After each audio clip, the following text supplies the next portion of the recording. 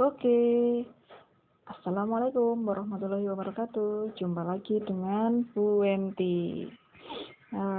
Gimana nih kabarnya?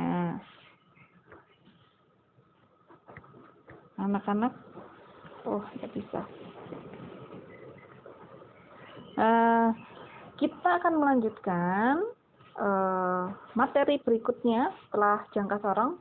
Ini masih tetap alat ukur ya, yaitu mikrometer sekrup. Nah, perhatikan anak-anak. Di sini saya punya contoh gambar nyata dari mikrometer sekrup. Coba perhatikan, di situ ada yang namanya anvil. Nah, ini bagian-bagian dari mikrometer sekrup. Anvil ini itu bisa kita sebut dengan benda rahang tetap. Nah, jadi ini ada yang terlihat ini. Nah, itu rahang tetap. Spindle ini. Nah, spindle itu adalah rahang geser. Bisa disebut rahang geser. Kenapa kok dinamakan rahang geser? Karena ini bisa bergeser. Bisa bergeser ke kanan dan ke kiri gitu. Fungsinya untuk menjepit benda yang diukur gitu ya. Kemudian sleeve. Sleeve itu apa? Sleeve itu adalah skala utama yang terdapat pada batang utama. Nah, itu batang utamanya. Lock ini adalah kunci anak-anak. Ini untuk mengunci spindle tadi biar dia tidak bergerak ketika untuk mengukur benda. Nah, kemudian thimble itu untuk skala juga ya, jadi seperti tabung begitu, dia bisa diputar-putar dan di situ ada skalanya. Nah, skalanya di sini itu kalau pada jangka sorong itu kita sebut skala Nonius, tapi kalau pada mikrometer sekrup itu disebut dengan skala skala putar gitu. Bisa disebut dengan skala Nonius atau skala putar. Kenapa kok skala putar? Karena dia bisa diputar-putar gitu ya. Kemudian rahet di sini itu untuk mengencangkan poros sampai dia menyentuh bendanya. Jadi ini bisa diputar sampai bunyi klik begitu atau tik begitu. Gitu ya. Nah, itu adalah bagian-bagian dari mikrometer. Frame ketinggalan ya, sorry. Frame itu dia seperti badan utama dari mikrometer sekrupnya. Jadi bentuknya seperti itu. Oke anak-anak, lanjut ke cara pembacaan. Ya. Jadi di sini ini sudah diperbesar gitu ya. Kita hanya mengambil skala utama dan skala putarnya. Nah, cara pembacaannya, ini mudah sekali ya. Jadi yang perlu kalian ketahui pada mikrometer ini skala pada batang utamanya, satu skala itu menunjukkan 1 mm. Ya, 1 mm. Kalau pada jangka sorong kemarin 1 cm. Tapi kalau untuk mikrometer namanya aja mikro. Jadi dia untuk mengukur benda yang kecil sehingga dia menggunakan satuan milimeter begitu. Nah, 0 ini setiap satu skala ini nilainya adalah 1 mm. Maka kalau yang bawah separuhnya ini berarti berapa? Iya, 0,5 mm.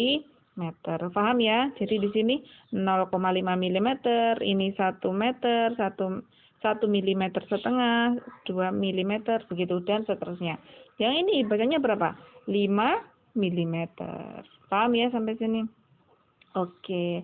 Nah, sekarang coba kita baca bersama-sama sesuai dengan gambar itu menunjukkan berapa itu.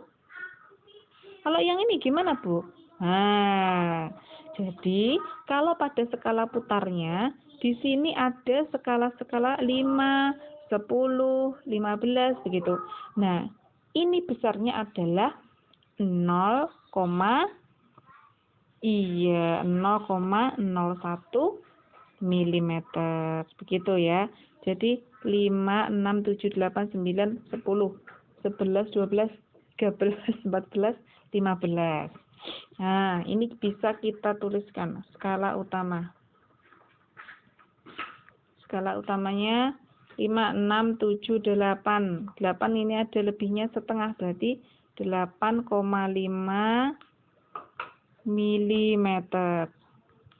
Lalu yang skala putarnya, skala putar. Skala putarnya ini ada 5, 10, 11, 12. Cara membacanya adalah skala putar itu yang paling lurus dengan skala utamanya. Mana? 12 milimeter. Jadi ini bisa kita tuliskan 0,12 milimeter begitu. Jadi ini berapa ini? 0,12 milimeter. Jadi 2 angka di belakang koma. Nah, ini kalau dijumlah, ini tadi 2 ya, ini 2, ini 1. Jadi 8,5 ditambah 6, 5 ditambah 1, 6. Ini 2. Berarti 8,62 milimeter. Gitu, itu cara membaca mikrometer sekrup. Oke. Kita next ke contoh soal. Nah, perhatikan. Pada contoh soal pertama, jika suatu pengukuran dapat didapatkan pada skala utama dan skala nonisnya sebagai berikut, berapa panjang dari benda yang diukur? Nah, perhatikan pada skala utama. Nah, di situ pada skala utama terlihat berapa itu angkanya? 4. 4 ada lebihnya tidak itu sampai setengah? Oh, tidak. Nah, pada skala putarnya yang lurus dengan skala utama adalah angka 30. Yang tadi 4 ya, 4,0 milimeter.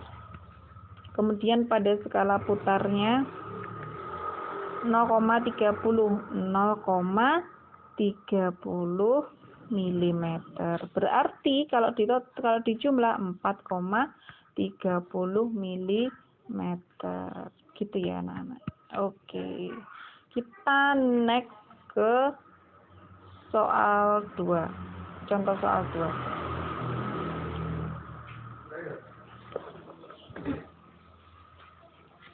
Nah, pada contoh soal 2 itu